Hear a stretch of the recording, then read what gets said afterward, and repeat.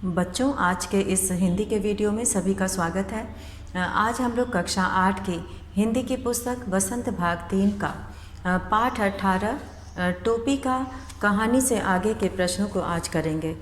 तो इसमें जो सबसे पहला प्रश्न दिया है कि किसी कारीगर से बातचीत कीजिए और परिश्रम का उचित मूल्य नहीं मिलने पर उसकी प्रतिक्रिया क्या होगी, ज्ञात कीजिए और लिखिए।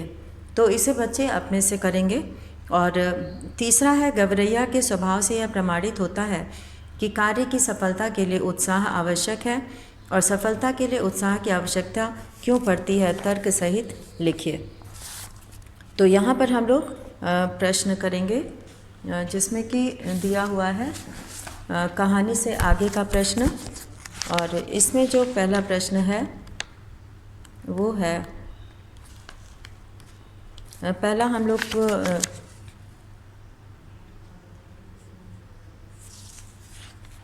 कहानी से आगे का हम लोग यहाँ पर तीसरा प्रश्न करेंगे।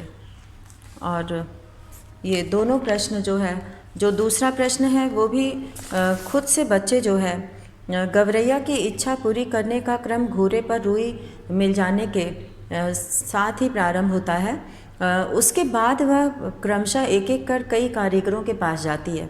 ये कहानी से आगे का दूसरा प्रश्न है। और फिर उसके बाद वो सभी कई कारीगरों के पास जाती है और उसकी टोपी तैयार होती है। आप भी अपनी कोई इच्छा चुन लीजिए और उसकी पूर्ति के लिए योजना और कार्य विवरण तैयार कीजिए। तो सभी छात्र इसके लिए कर सकते हैं कोई भी ऐसा काम लेके। और तीसरे प्रश्न में लिखा है कि गवरैया के स्वभाव से यह प्रमाणित होता है कि कार्य की सफलता के लिए उत्साह आवश्यक है। सफलता के लिए उत्साह की आवश्यकता क्यों पड़ती है, ये लिखना है। तो यहाँ पे हम लोग लिखेंगे कहानी से आगे, पहले हेडिंग डालेंगे कहानी से आगे, और इसका हम लोग चौथा प्रश्न करेंगे। तो यहाँ पे हम लोग करेंगे उत्तर 3 कि किसी भी कार्य को करने एवं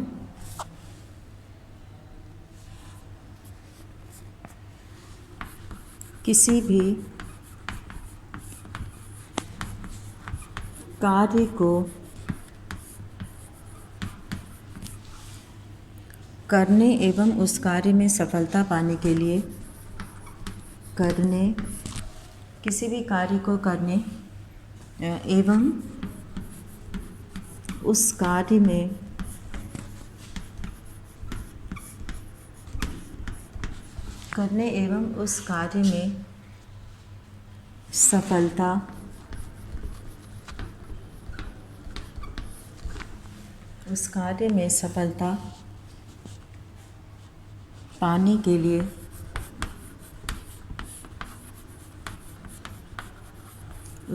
में सफलता पाने के लिए उत्साह की आवश्यकता होती है।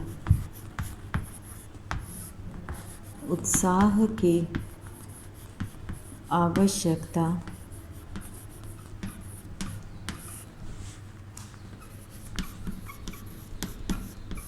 होती है। उत्साही कार्य करने के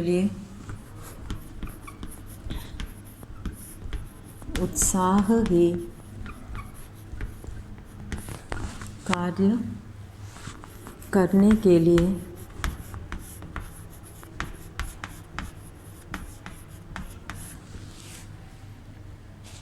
व्यक्ति को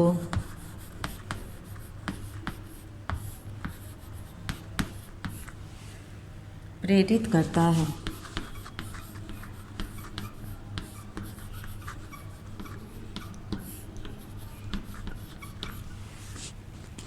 उत्साह के अभाव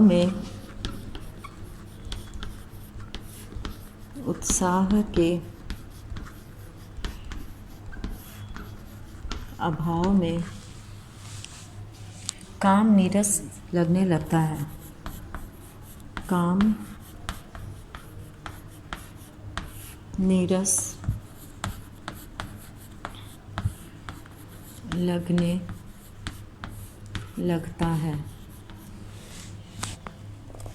उत्साह से काम करने की ऊर्जा प्राप्त होती है, उत्साह से काम करने की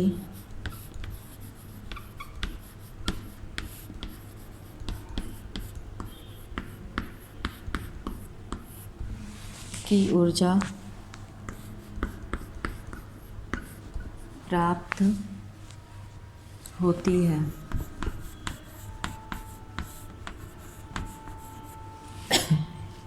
अतः किसी काम की सफलता के लिए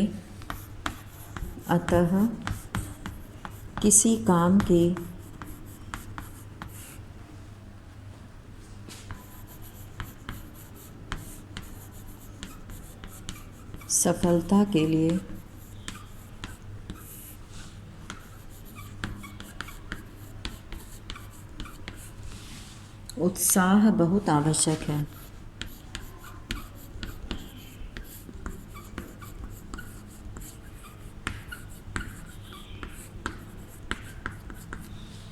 तो इस तरह से यहाँ पर काम की सफलता के लिए उत्साह बहुत आवश्यक होता है।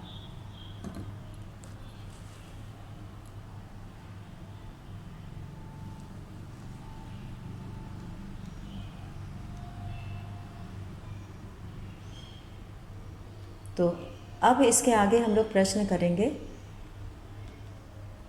इसके आगे का प्रश्न हम लोग करेंगे यहाँ पर कि अनुमान और कल्पना से।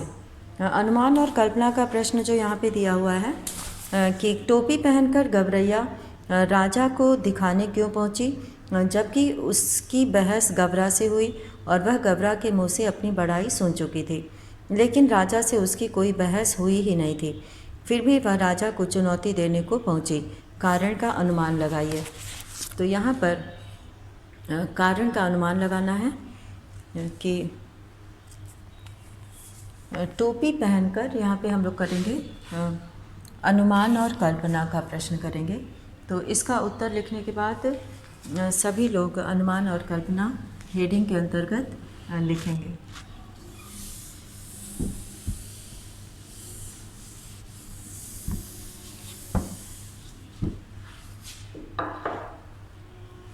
अनुमान और कल्पना।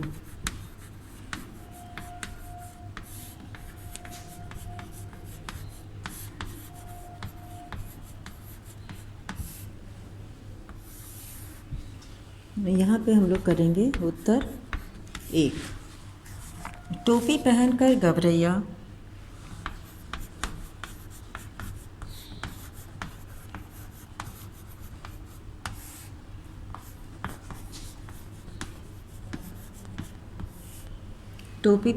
गवरैया राजा को चिढ़ाने गई थी।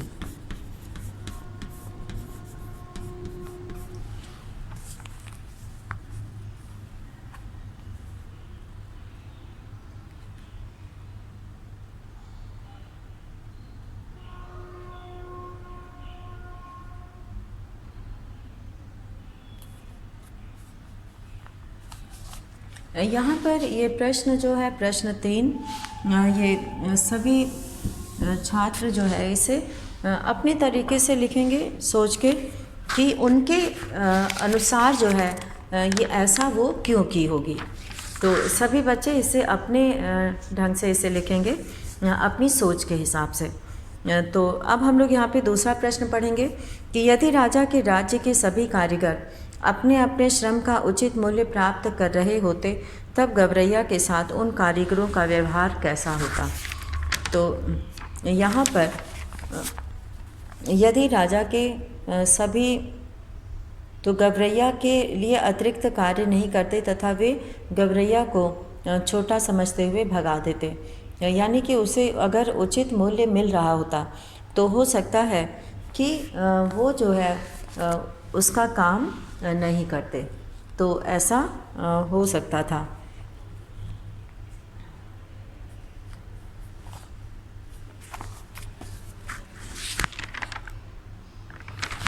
और अभी हम लोग यहाँ पर करेंगे इसका उत्तर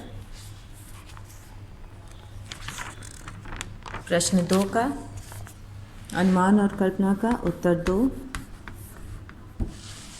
यदि राजा के राज्य के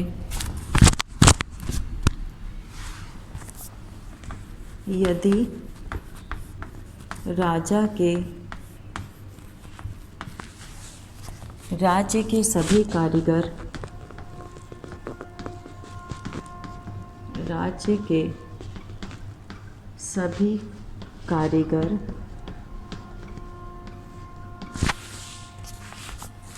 अपने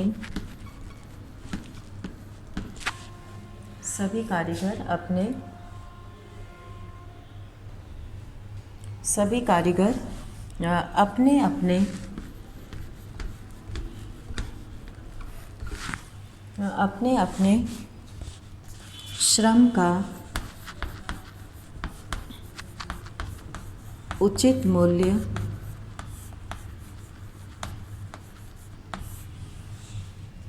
प्राप्त कर रहे होते,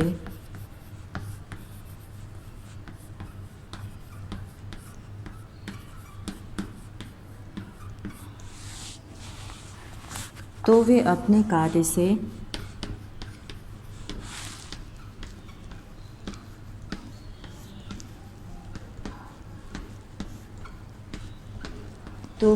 कार्य से प्राप्त पारिश्रमिक से संतुष्ट होते। प्राप्त पारिश्रमिक से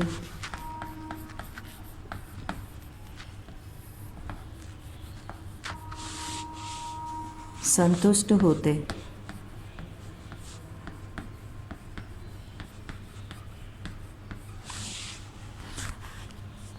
और वे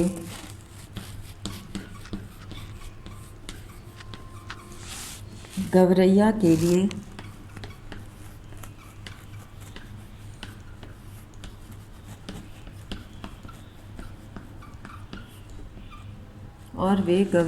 लिए अतिरिक्त कार्य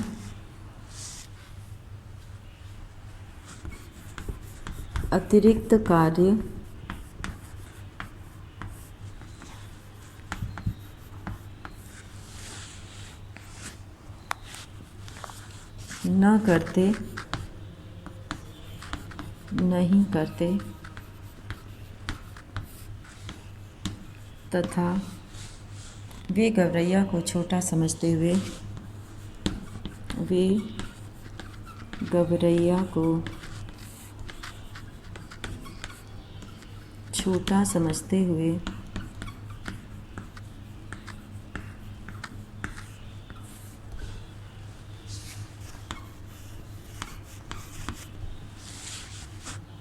भगा देते।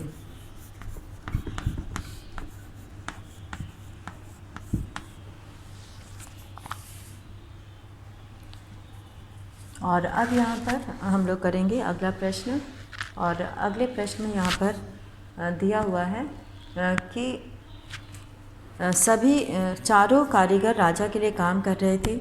एक रजाई बना रहा था, दूसरा अचकन के लिए सूत काट रहा था, तीसरा बग्गा बुन रहा था, चौथा राजा की 7वीं रानी की 10वीं संतान के लिए झब्बे सिल रहा था। उन चारों ने राजा का काम रोककर गवरैया का काम क्यों किया? तो यहाँ पे हम लोग करेंगे प्रश्न उत्तर 3।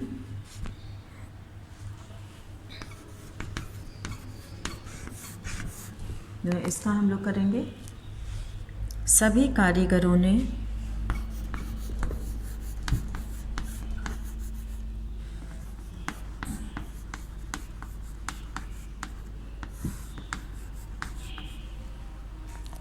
राजा का काम रोककर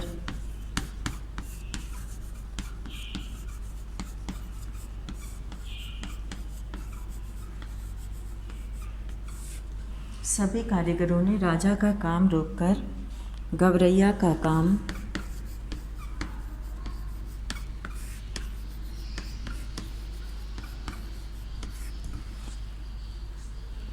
इसलिए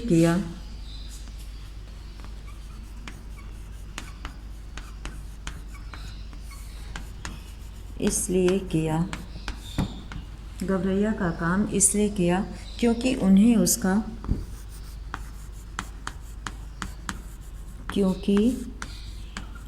उसका उचित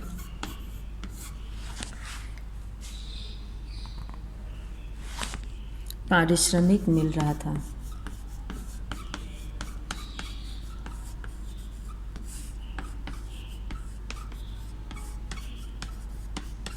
मिल रहा था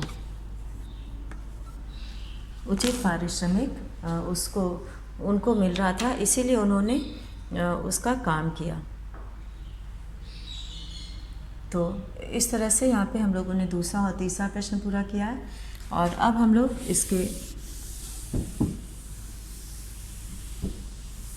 भाषा शय का प्रश्न करेंगे।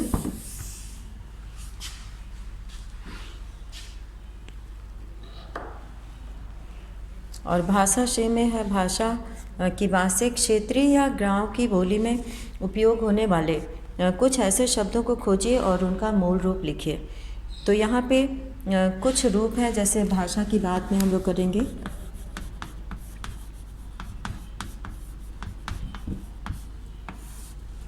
इसमें यहाँ पर शब्द और मूल रूप।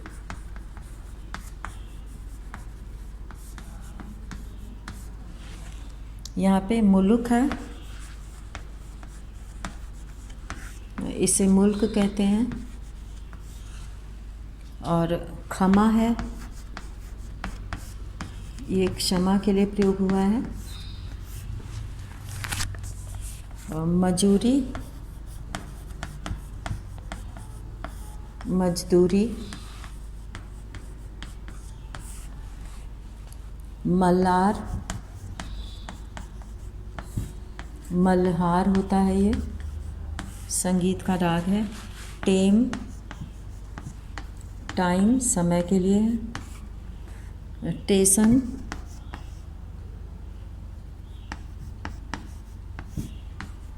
स्टेशन।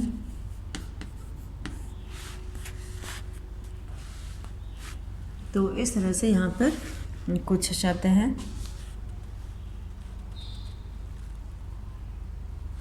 लड़की, लड़की।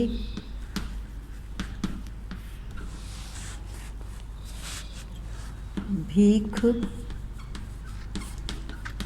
भिक्षा। हाँ, ये कुछ शब्द हैं यहाँ पे। और अब हम लोग यहाँ पे करेंगे टोपी पाठ में आए हुए कुछ मुहावरों के नाम। तो यहाँ पर हम लोग करेंगे टोपी पाठ में आए हुए कुछ मुहावरों के नाम।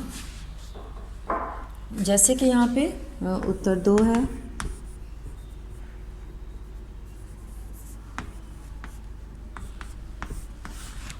इसमें टोपी उछालना,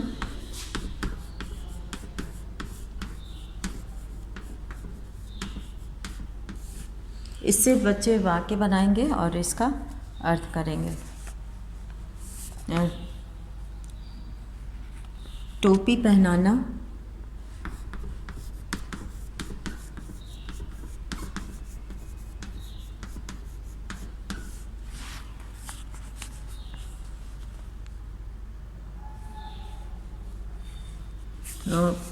ओझल हो जाना,